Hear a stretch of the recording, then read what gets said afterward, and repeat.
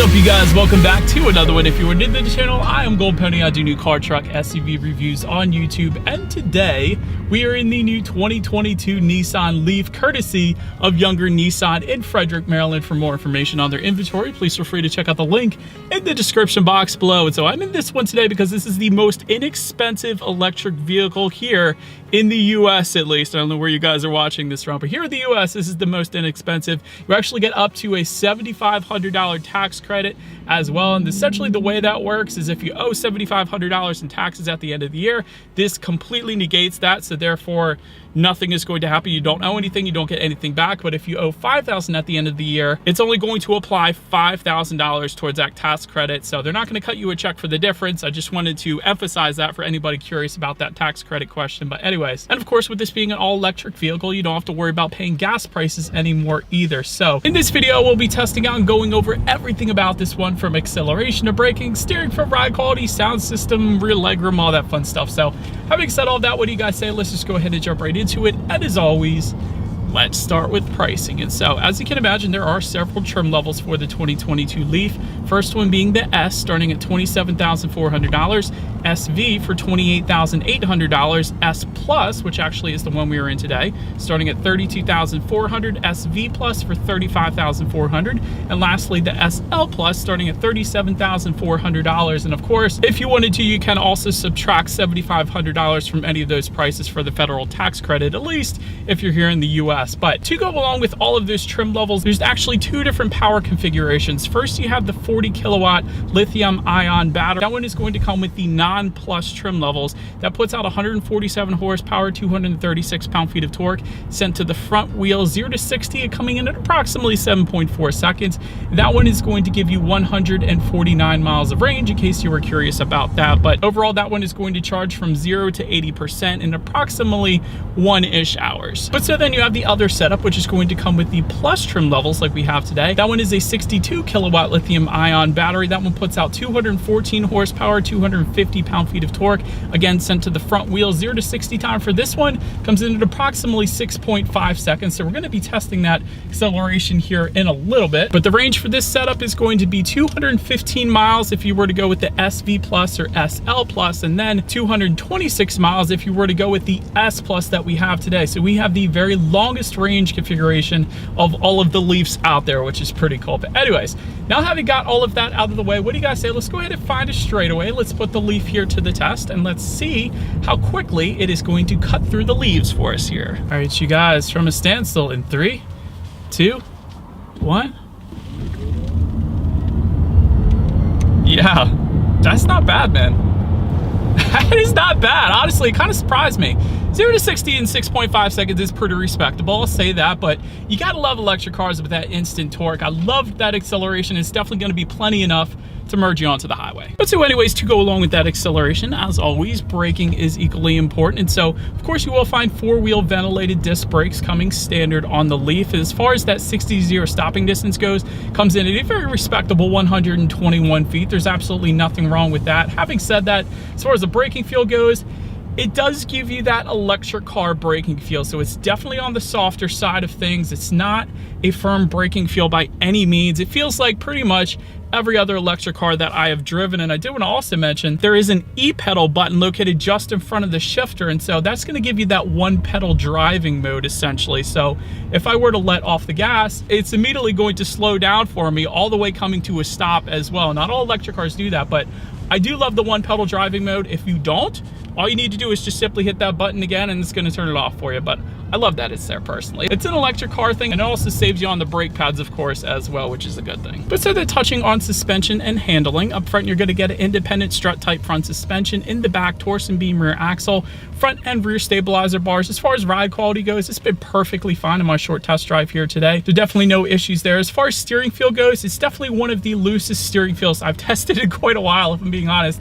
definitely loosey-goosey. Wouldn't have minded if they firmed that up a little bit, but it's kind of the exact opposite of a sports car steering feel. It's more like an SUV steering feel if I were to kind of compare it to anything, I guess. And as far as cabin noise goes, I'm going 30-ish miles per hour right now. There isn't a whole lot of wind noise or exterior road noise coming into the cabin whatsoever, so definitely no issues with that. And then touching on visibility, I can see perfectly fine out the back, 100% not gonna have any issues there. But that about rounds out the performance segment of this review, guys. Let's now go ahead and take a look at the exterior of our brand new 2022 Nissan Leaf. All right, so here she is, you guys, the new 2022 Nissan Leaf finished in deep blue pearl. I actually love the color on this particular Leaf. It looks really good. There was another one that's on the lot that's silver, but this blue one looks dang good. But anyways, let's go ahead and start up front because this is a very unique front end for the Leaf. No front grille needed, of course, because this is an electric car, but look what they replaced it with. It's almost like there's 3D triangles found within that front grille. Hopefully you guys are able to see that, but it looks so dang cool up front. You almost have to get up close and the sun has to hit it in order for you to see that, but it looks pretty darn good. I like that little design there. Charging port is going to be located in the front here. There's actually a button by the driver's side lift knee. Essentially just press that button and that's going to open up for you then, so that's pretty cool. As far as the lighting goes, halogen headlights coming with the S, SV, and S Plus trim levels. Automatic feature coming with those headlights, of course, meaning when it starts to get dark at night, those headlights are going to turn on automatically for you then. Fog lights are going to come on the SV trims and the SL trim level, and then LED headlights coming with the SV Plus and SL Plus trims, and that is going to include LED signature daytime running lights to go along with that as well. And then you do get a little bit of an added blue accenting on the front lip. You're not going to be able to tell with the blue exterior, obviously, but that is going to be there otherwise. But pretty much rounds out the front end of this one. Let's now go ahead and make our way to the side of the Leaf. All right, so now since we are around to the side of this one, as far as those window surrounds go, you're either going to get a chrome beltline molding or complete black window surrounds, depending upon which configuration that you go with. We obviously have all of the black window surrounds. You do get a little bit of a floating roof line towards the back.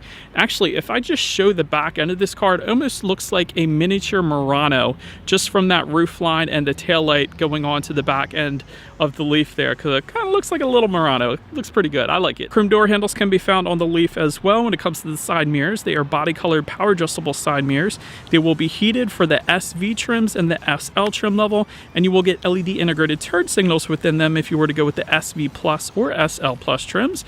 Then take a look down at the wheel configuration. 16-inch wheels with covers coming with the S trim level only. As far as the wheel design you're looking at right now, we do have 16-inch aluminum alloys, and that's going to come with the SV trim and the S Plus trim that we have here today. And then the other two being the SV Plus and SL Plus is going to get 17-inch machine finished aluminum alloy wheels. But overall, not a bad looking side profile. Like I said, it looks like a little mini Murano more or less in my opinion, but that about rounds out the side of this one. Let's now go ahead and make our way to the back. All right, so now since we are around to the back, all the way to the top, you guys can see there is a body colored shark fin antenna. Just below that, gloss black rear spoiler with an integrated brake light. Of course, you do have that rear window wiper as well. Got some zero emission badging found on the right side there, and just below that is where you're going to find the trim levels for each individual Leaf. So if you're ever on a Nissan lot, you're looking to see what trim level you're looking at, that is where you're going to find it essentially. There is a nice rear diffuser underneath of all of it as well, and of course you do have some blue accents towards the bottom portion. Again, you can't really tell because we have the blue exterior, but of course there is no exhaust outlet on the Leaf because it is not an internal combustion engine, it is an electric vehicle. So in this video, we're going to skip that exhaust outlet because it does not exist, and let's go ahead and make our way to the rear lift gate of this one now. All right, so now since we are around back of the Leaf, when it comes to opening that rear hatch, it is a manual lift gate, so simply just lift up underneath there, and that is going to open up for you. Once opened up, cargo capacity comes in at 23.6 cubic feet behind that second row. Of course, the rear seats do fold down. If you were to fold them down, that is going to bump that up to an even 30 cubic feet then. There is a cargo cover that is going to come standard on the SL Plus, and it's going to be optional then on some of the other trims. We don't have it there today, but in that cargo area, there is a little bit of cargo lighting, and there is a grocery bag hook is what I'm going to call it. But of course, you can also store your charging cables on that grocery bag hook, which is what you guys are kind of looking at right now. But anyway, let's go ahead now and make our way up to the rear legroom. That is going to come in at 33.5 inches. So for reference, I'm even 6 feet tall. This is how much space I had back there. There is no rear center armrest with cup holders, no rear ventilation, and with a car this size you probably don't need that anyways, but there is dual USB charging ports, which I definitely am a big fan of, so rear passengers can stay charged up back there. But then making our way to the front seats, manually adjustable cloth seating coming with the S, SV, and S Plus trims, and that is what we have today. Heated front seats coming with the SV trims and the SL, 8-way power driver's seat with 2-way power lumbar for the SV Plus and SL Plus, leather seating coming then with the SL trim level only.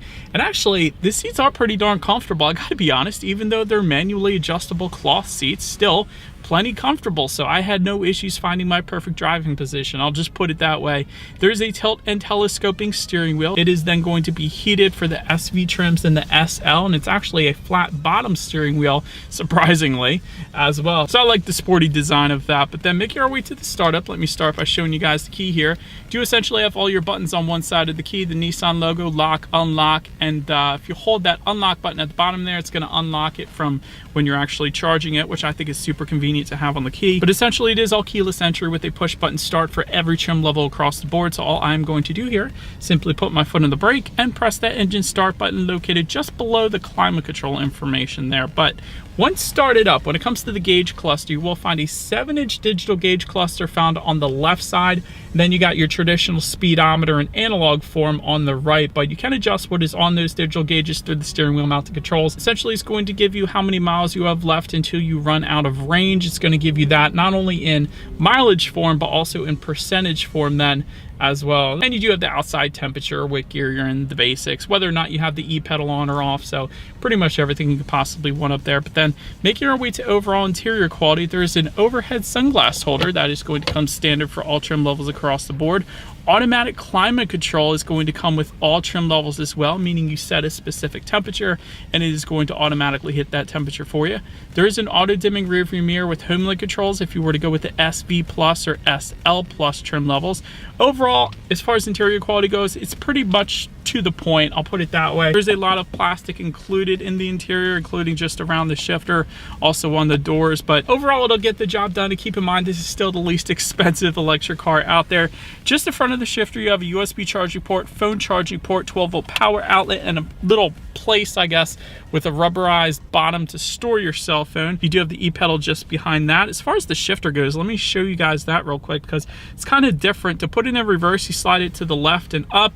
To put it in drive, you slide it to the left and down, and then park is just you press the P button in the middle. So a little bit different than most other cars out there. Got a little bit of storage behind that, dual cup holders, and tiny little bit of storage within the center armrest, but I love the blue contrast stitching.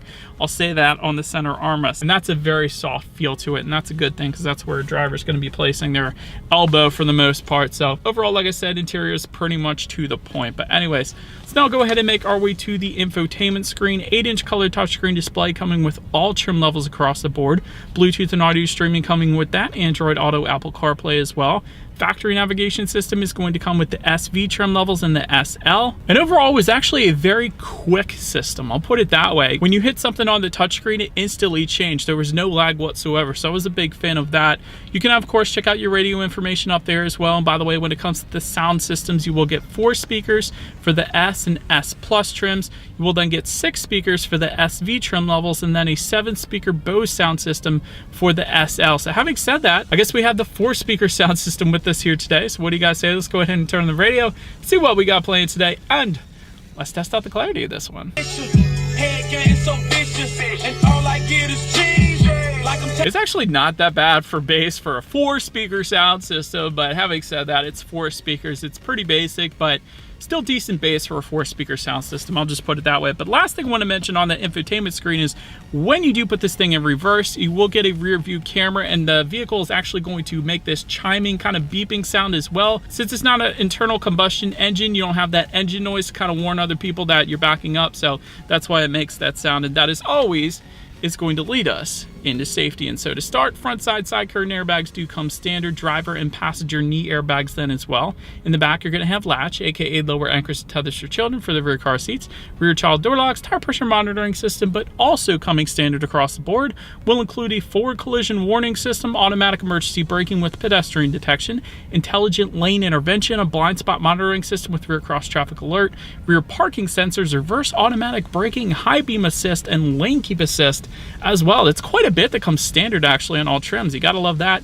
And then the SV trim levels and the SL is going to add to that adaptive cruise control then as well. And so overall, when it comes to my final thoughts here of the Leaf, this is really an excellent price right now, at least for electric vehicles. So it's very possible you can get this one for $19,900 if you include with that the $7,500 tax credit. So if you were to owe the government $7,500 and you take that into account, $19,900 is what you can get the S trim level for here. So that's pretty cool.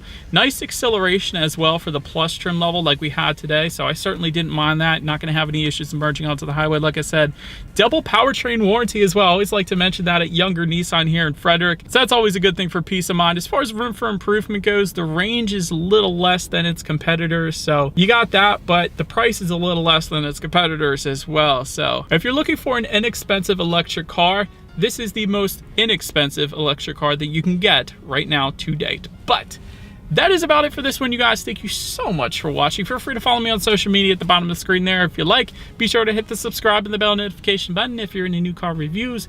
That is what we do here on this channel after all. Do appreciate you guys watching more than you know, and I will see you guys all in the next video. Stay gold.